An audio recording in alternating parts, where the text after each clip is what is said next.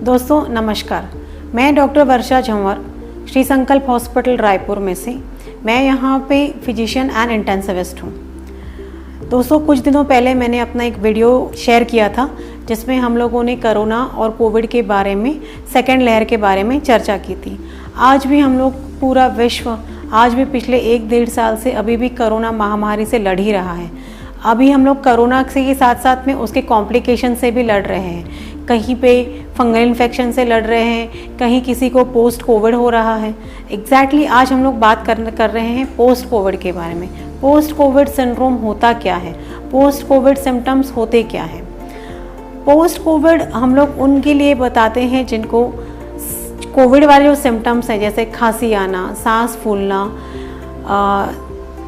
थकावट लगना, ये जो सारी चीज़ें हैं जो आगे तक चलते रहती हैं, या कोविड के सिम्टम्स, कोविड ख़त्म होने के बाद भी अगर ये सिम्टम्स चलते हैं तो उसको हम लोग पोस्ट कोविड बोलते हैं। ये सारे जो सिम्टम्स हैं नॉर्मली किसी भी पेशेंट में 15 से 20 दिन के बाद में कम होना शुरू हो जाते हैं। किसी पेशेंट्स को ये 3 महीने तक रहते हैं या 3 महीने से ज़्यादा रहते हैं, तो उनको हम लोग बोलते हैं कि लॉन्ग पोस्ट कोविड सिम्टम्स या लॉन्ग कोविड।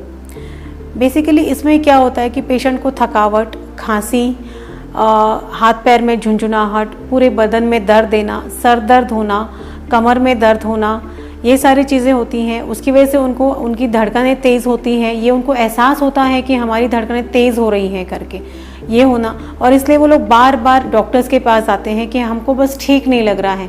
वो बेचारे एक्सप्लेन भी नहीं कर पाते हैं पेशेंट लोग कि उनको क्या ठीक नहीं लग रहा है। बस आते ही, मैडम हम लोग थक जा रहे हैं, मैडम हमको थकावट हो रही है, बस यही उनका एक कंप्लेंट रहता है। और ये सब जो चीज़ें होती हैं बेसिकली ये वायरस की वजह से जो अपने बॉडी में जो चेंजेस होती हैं, इम्यून सिस्टम में जो चेंजेस होता है, ये उसके वजह से है।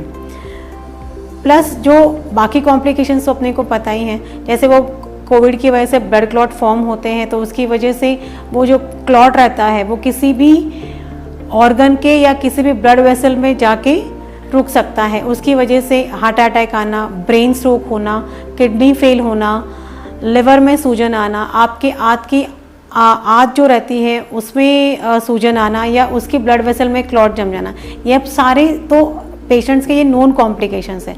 सबसे जो कॉम्प्लिकेशन जो पेशेंट इस बार के कोविड में या सेकेंड वेव के कोविड के बाद में जो फेस कर रहे हैं वो है लॉन्ग कोविड। इसमें पेशेंट को जो हम लोग बोलते हैं कि लॉन्ग क्रॉनिक फटीग सिंड्रोम होता है। इसमें पेशेंट की जो चीज़ें अभी मैंने आपको बताई हैं वो सब सिम्टम्स लेके पेशेंट्स आते हैं। रहा सवाल इलाज में एज सच इसमें ऐसा कोई दवाई नहीं है कि जिससे हम लोग ये सारी चीज़ें ठीक कर सकें।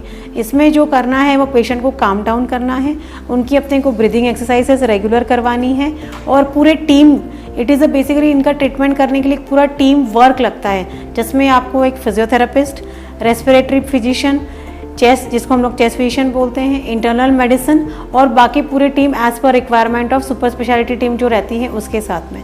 हम जो बात कर रहे थे क्रोनिक फटीग सिंड्रोम के बारे में, इसमें ज़रूरी नहीं है कि उस पेशेंट को कोविड की वजह से कितना उसका सीटी स्कोर था या उसको कितनी तकलीफ थी। वो माइल्ड पेशेंट में भी हो सकता है, होम आइसोलेशन वाले पेशेंट में भी हो सकता है।